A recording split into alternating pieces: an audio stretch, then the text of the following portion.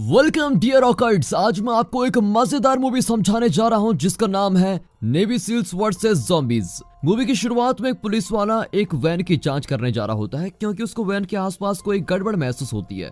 अकेला पुलिस वाला आराम आराम से वैन की तरफ जाता है, तभी अचानक कहीं से 3 ज़ॉम्बीज आते हैं और तेजी से पुलिस वाले पर हमला कर देते हैं। इस सब के दौरान दिखाते हैं कि सील की टीम में एक नया मेंबर आया है जिसका वो खूब स्वागत करते हैं। टीम के नए लड़के का नाम है एजे प्रिस्कॉट। उसकी टीम का एक आदमी जिसका नाम कार्ल है वो एजे के पास आता है और बोलता है, छोटे तुम्हारे लिए ये काम काफी मुश्किल होने वाला है क्योंकि जिस आदमी की जगह तुम्हें टीम में रखा गया है उसको हम सभी बहुत प्यार करते थे। पाकिस्तान में चल रही जंग के दौरान वो टीम से दूर चला गया था और आखिर में वो मर गया। कार्ल इस हादसे को याद करते हुए बहुत ही ज्यादा भावुक हो जाता है। अब एजे अपने घर जाता है जहाँ पर उसकी प्रेग्नेंट पत्नी एमिली उसका बेसब्री से इंतजार कर रही होती है। उसकी पत्नी बोलती है, एजे जिस सील टीम के लिए तुमने काम शुरू किया है क्या वो तुम्हारी सुरक्षा कर पाएगी? जिसके जवाब में एजे बोलता है, मेरी जान तुम फिक्र मत करो, मेरी टीम के लोग बहुत बढ़िया हैं। अब लुजियाना शहर की राजधानी में दिखाते हैं जहां पर एक अमांडा नाम की रिपोर्टर इस बात से खुश नहीं है कि उसको राष्ट्रपति बेंटली की प्रेस कॉन्फ्रेंस में जाना पड़ रहा है। उसके साथ ही डेव उसको समझाता है कि देखो अमांडा, यही हमारा काम है और हमको जैसा बोला जाता है हमको वैसा ही करना पड़ेगा। इसके जवाब में अमांडा बोलती है, हाँ मैं ये बात जानती हूँ, लेकिन ये उपराष्ट्रपति कभी मेरे सवाल सुनता ही नहीं है।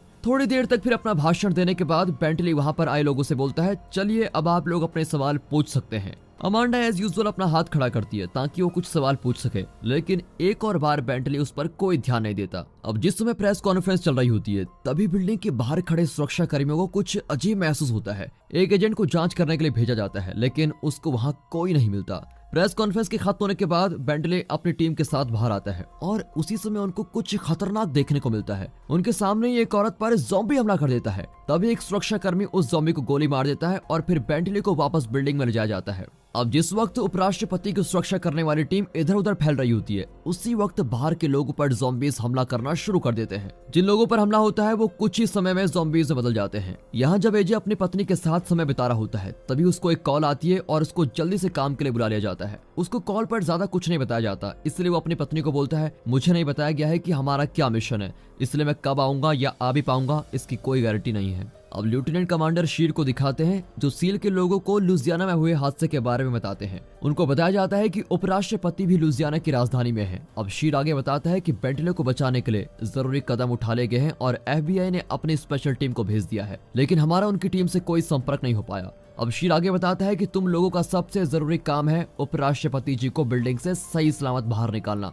सभी को अच्छे से समझाया जाता है कि उनका मिशन काफी जरूरी होने के साथ साथ काफी मुश्किल भी है। अब लेफ्टिनेंट पीट आता है और आगे क्या करना है इस बारे में समझाने लगता है। पीट सभी को बोलता है कि आखिरी बार उपराष्ट्रपति को कहां पर देखा गया था। पीट आगे बोलता है कि हम लोग कोई ज्यादा बड़े हथियारों का इस्तेमाल नहीं कर सकते। देखो, जैसा कि हम उपराष्ट्रपति के सुरक्षा कर्मियों से कोई बातचीत नहीं कर पा रहे हैं, इसलिए हम पक्का नहीं बोल सकते कि उपराष्ट्रपति जी अभी भी बिल्डिंग में है या कहीं और चले गए हैं। इसके बाद सील के सभी लोग अपने अपने हथियार ले लेते हैं और पैरासूट की मदद से शहर में पहुंच जाते हैं। अब सील की टीम वहां पहुंच चुकी है और पहुंचते ही वो बिल्डिंग की जांच करना शुरू कर देते हैं, लेकिन अभी तक तो पूरी बिल्डिंग खाली लग रही है। अब सील की टीम बेंटले को ढूंढने के लिए किसी दूसरी जगह पर जा रहे होते हैं और फिर ढूंढते ढूंढते टीम को एक जगह बेंटले मिल जाता है। उसके साथ वहां पर कुछ रिपोर्टर्स और सुरक्षा के लिए कुछ खुफिया एजेंट्स होते हैं। बेंटले सील के लोगों को बताता है कि उसका एक आदमी बहुत ही बुरी तरीके से जख्मी हो गया है। सील की टीम का आदमी बिली पहले बेंटली को पट्टी बांधता है और उसके बाद उस आदमी का इलाज करने जाता है जिसको हथकड़ियां पहना रखी है। हथकड़ियों वाले आदमी को ज़ॉम्बी ने काटा हुआ है। अचानक वो आदमी ज़ॉम्बी में बदल जाता है और अपनी हथकड़ियां तोड़कर पीट और बिली को मारने लगता है। अब काबू से बाहर होने से पहले ही सील का एक एजेंट उस ज़ॉम्बी के सर पर गोली मार देता है। पीट कमांडर शीर से पूछता है कि सर, उपराष्ट्रपति जी को बचाने के लिए जो आने वाला हेलीकॉप्टर है वो कब तक आएगा?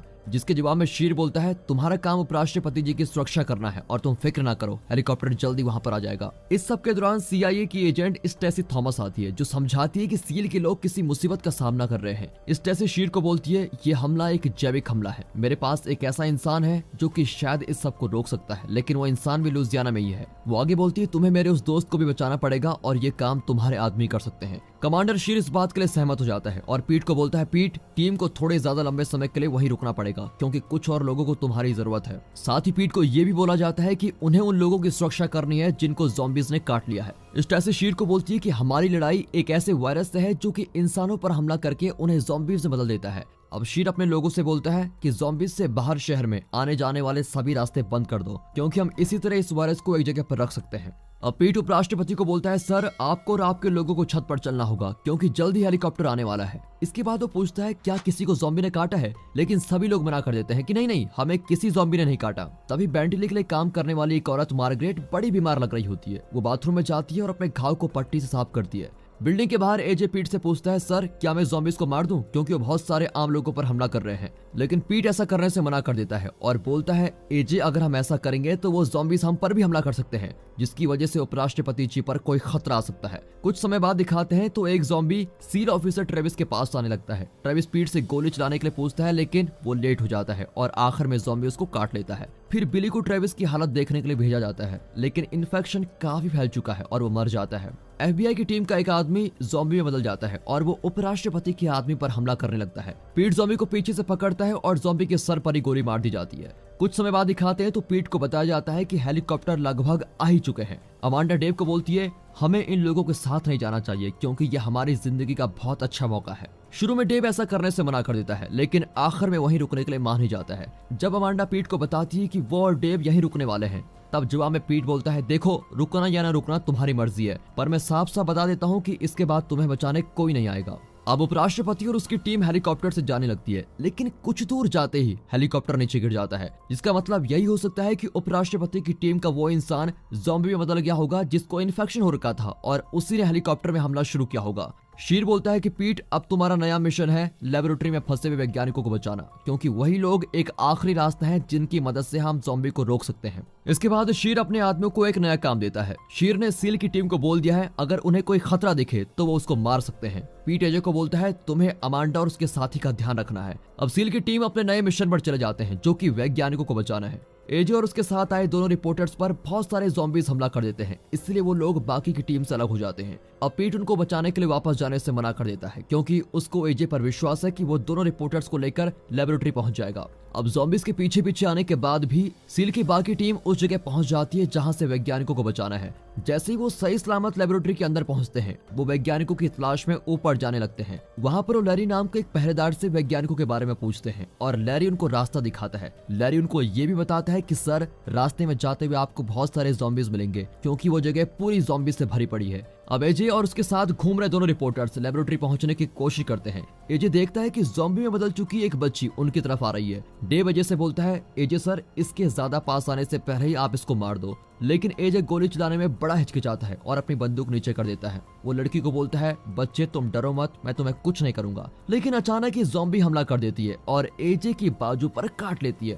अब एजे को वायरस का असर होने लगा है, इसलिए वो अपनी पत्नी को कॉल करता है और बीमार होने के बाद भी बोल देता है कि मैं ठीक हूँ। इसके बाद वो अपनी पत्नी से सील बेस पर मिलने को बोलता है। तभी एजे को जल्दी से जल्दी लेबोरेटरी पहुंचने के लिए बोला जाता है। आखिरकार सील की बाकी टीम वैज्ञानिक रेबेका के पास पहुंच जाते हैं, जो कि इस वायरस को रोकने में मदद कर सकती है। रेबेका बताती है, हमारे पास इस वायरस के खिलाफ कोई दवाई नहीं है, लेकिन मुझे लगता है कि मैं कोई दवाई जरूर बना सकती हूँ। वो आगे बोलती है कि दवाई बनाने के लिए मुझे एक ज़ॉम्बी के सैंपल चाहिए। अब पूरे देश में वायरस के फैलने से रोकने के लिए कमांडर शीर फौज को ऑर्डर करता है कि वो शहर में आने जाने वाले सभी रास्तों को बंद कर दे और साथ ही शहर में आने जाने वाले सभी पुल को तोड़ दे। यहाँ एजे, डेव और अमांडा धीरे धीरे अपनी मंजिल की तरफ बढ़ रहे होते हैं, लेकिन अचानक ही एक ज़ॉम्बी डेव पर हमला कर देता है और डेव मर जाता है। इस सब के दौरान सील के आदमी एक ज़ॉम्बी से सैंपल लेने में सफल रहते हैं। कुछ देर बाद रेबेका दिखाई जाती है, जो बोलती है, मुझे दवाई बनाने में बस 2 मिनट लगेंगे। और जैसे ही सील की टीम निकलने वाली होती है, उनका ध्यान एजे और अमांडा पर जाता है, जो कि लेबोरेटरी के बाहर पहुंच चुके हैं। अब पीट भी जल्दी से जल्दी यहाँ से निकलना चाहता है, क्योंकि उसके बॉस की तरफ से उस पर बहुत दबाव डाला जा रहा है। वो सभी को बताता है कि वैज्ञानिकों को वैसे ही बाहर निकालना है जैसे कि तुम्हें बताया गया है। अब कार्ल एजे और अमांडा के पास जाता है। पीट उनको बोलता है, तुम लोगों के आने तक मैं हेलीकॉप्टर को यही रोके रहूंगा, इसलिए तुम जल्दी से ऊपर आ जाओ। यहाँ शीर इस बात से खुश नहीं होता कि पीट एजे और अमांडा की वजह से बाकी लोगों को खतरे में डाल रहा है। पीट अपने बॉस को विश्वास दिलाता है कि एजे और अमांडा जल्दी ऊपर पहुंच जाएंगे। यहाँ कार्ल एजे और अमांडा की मदद करने के लिए पहुंच जाता है, लेकिन रास्ते में उन लोगों पर बहुत सारे ज़ॉम्बीज हमला कर देते हैं।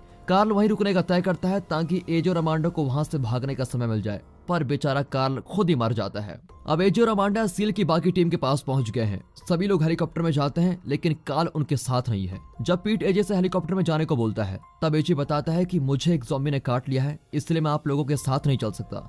अब पीट अपनी बंदूक निकालता है और उनकी तरफ आते हुए कुछ ज़ॉम्बीज को मार देता है। अब पीट एजे को हेलीकॉप्टर में जाने के लिए एक और बार बोलता है, लेकिन एजे बोलता है सर मैं ऐसा नहीं कर सकता, ऐसा करके मैं बाकी लोगों को खतरे में नहीं डालना चाहता हूँ। लेकिन पीट फिर बोलता है एजे तुम हमारे साथ चलने वाले हो, मैं तुम्हें एक और बार अकेला नहीं छोड़ने वाला। वो साथ ही बोलता है हेलीकॉप्टर में बैठी वैज्ञानिक के पास एक दवाई है जो हो सकता है कि तुम्हें ठीक कर दे और इस वायरस को भी। उनके साथी बिली बोलता है एजे अगर तुम यहाँ अकेले रहोगे तो मुझे भी तुम्हारे साथ रुकना पड़ेगा। अब ये बातें सुनकर एजे अपना फैसला बदल लेता है और हेलीकॉप्टर में चढ़ जाता है। जिस समय हेलीकॉप्टर बिल्डिंग से जा रहा होता है उसी समय ज़ॉम्बीज़ को मारने के लिए उनके ऊपर मिसाइल छोड़ दी जाती है। अगले सीन में दिखाते हैं तो CIA की एजेंट स्टेसी एक मीटिंग में बैठी हुई है और ज़ॉम्बी वाले इस हादसे के बारे में मीटिंग चल रही है।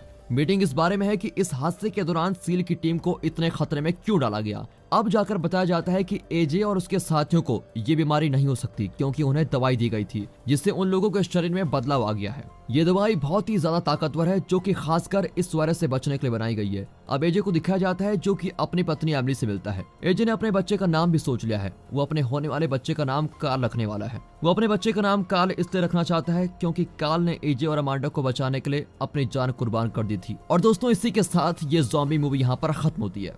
दोस्तों एक ऐसी मूवी है जहां पर बच्चे स्कूल में पढ़ रहे होते हैं और तभी अचानक पूरे स्कूल में ज़ॉम्बीज़ का आक्रमण हो जाता है। फिर कैसे 4 लड़कियां उन सभी ज़ॉम्बीज़ से लड़ती हैं, जानने के लिए देखिए ये मूवी जिसका नाम है स्कूल लाइव। बाकी दोस्तों मिलते हैं अगली वीडियो में, तब तक के लिए गुड बाय, अपना ख्याल रखिएगा and finally thanks for watching.